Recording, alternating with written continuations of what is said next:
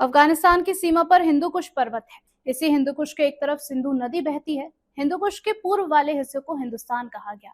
इसी हिंदू कुश के दूसरी तरफ का हिस्सा खुरासान कहलाया। खुरासान में गजनी, समरकंद, ईरान और निशापुर जैसे कई सारे रियासतें शामिल थी। इसी खुरासान में तमाम आक्रमणकारी भी तुर्क, मंगोल, पठान जैसे मार्शल कौमें भी जन्मी।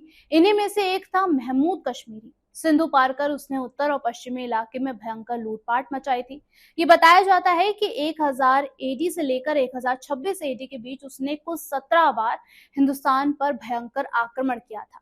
इस काम में उसका साथ देने वाले कई सिपाही सालार के करीबी थे, जो कि हिंदुस्तान आ पहुंचे और यहीं के होकर रह गए। इनमें से एक नाम है सैयद सलार मसूद गाजी का, जिनकी दरगाह पर चादरें चढ़ाई जाती हैं। लोग इबादत करने के लिए पहुंचते हैं और जेठ के महीने में उनकी याद में यहाँ पर मेला भी लगाया जाता है। कौन थे सैयद सलार मसूद?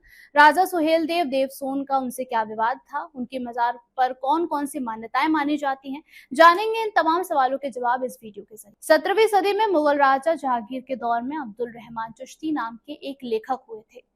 1620 के दशक में चिश्ती ने फारसी भाषा में एक दस्तावेज लिखा था, मिराद मसूदी।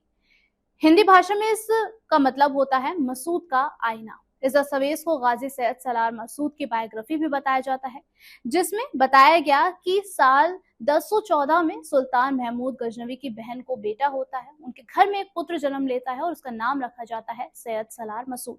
जगह थी आज का अजमेर। रिश्ते में वो सुल्तान महमूद गजनवी के भांजे थे। हालांकि गजनवी की जिस बहन का जिक्र हमने आपसे किया, उनका नाम ऐतिहासिक दस्तावेजों में दर्ज नहीं मिलता है। सलार महमूद गाजी के बारे में ये भी कहा जाता है कि पैदा होते ही किसी पीर ने इस बात की भविष्यवाणी कर दी थी कि उनकी शादी के दिन ही उनका इंतकाल हो जाएगा।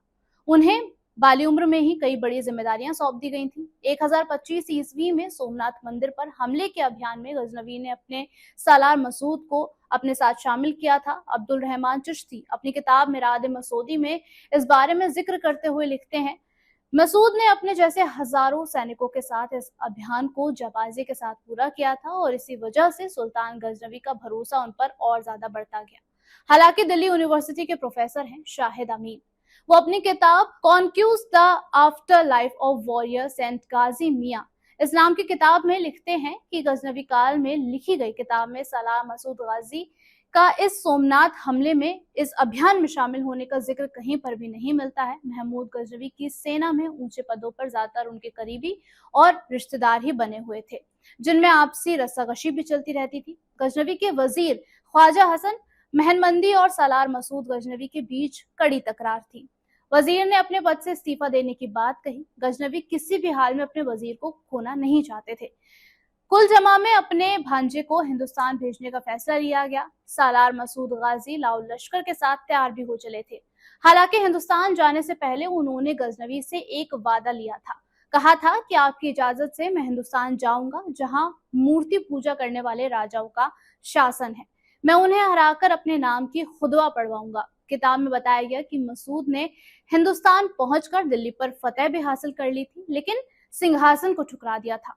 ठुकरा इसलिए दिया था ये कहकर कि मैं सिर्फ खुद की इबादत करने के लिए लड़ रहा हूं, राज करने के लिए नहीं। हालांकि ये जंग किसके साथ हुई थी, इस बात का स्पष्टीकरण अभी तक नहीं मिला है।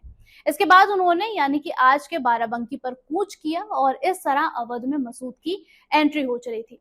बहराइच वो इलाका जहां पेड़ पौधे ज्यादातर स्थानीय लोगों के दिनचर्या का कारण बने हुए थे। महुआ की फूल, फल, फलों से बनने वाली शराब से लेकर उनकी लकड़ी का इस्तेमाल अलग अलग कामों में किया जाता था।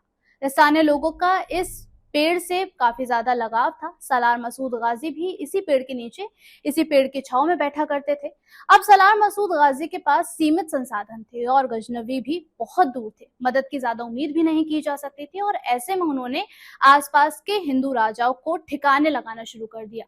बहराइच और इसके आसपास के इलाके के राजाओं में छुटपुट लड़ाइयां भी होना शुरू हो गई थी। फिर 1043 में खुद सलार मसूद बहराइच जा पहुंचे। यहाँ उनका सामना राजा सुहेल देव से हुआ था। राजा सुहेल देव 17वीं शताब्दी के मैरेट मसूदी के अनुसार सुहेल देव 11वीं शताब्दी में श्रावस्ती के राजा हुआ करते थे। अलग अलग जगहों पर उनका अलग अलग नाम से जिक्र मिलता है। सुहेल देव के साथ उनकी जंग जारी थी। तभी एक दिन खबर मिलती है कि उनके खेमे के लोगों की गाय चुरा ली गई है। इस दिन सलार मसूद गाजी की शादी थी, लेकिन वो हाथों की मेहंदी को धोकर तलवार लेकर लड़ने के लिए निकल पड़े। सुहेल देव से युद्ध करते समय वो बुरी तरीके से जख्मी हो गए और इन्हीं जख्मों की वजह से उनकी मौत हो गई। मरने से पहले ही उन्होंने साथियों को बहराइच की एक जगह बता दी थी जहां उन्हें दफन होने की ख्वाहिश थी, और इसी बात का ध्यान रखते हुए उन्हें वहीं पर दफनाया गया। कुछ बरसों में ये कब्र मजार बनी और फिर दरगाह में तब्दील हो गई। सलार मसूद गाजी के लोग अलग अलग नामों से उनको याद करते हैं, जैसे कि गाजी मियाँ, बोले पीर, गजल दूल्हा, इस तरह के नामों से उन्हें बुलाया जाता है और उनकी दरगाह पर आज के समय में मेला भी लगाया जाता है। तो ये जानकारी आपको कैसी लगी है, आप हमें कमेंट सेक्शन में जरूर बताइएगा। फिलहाल के लिए धन्यवाद।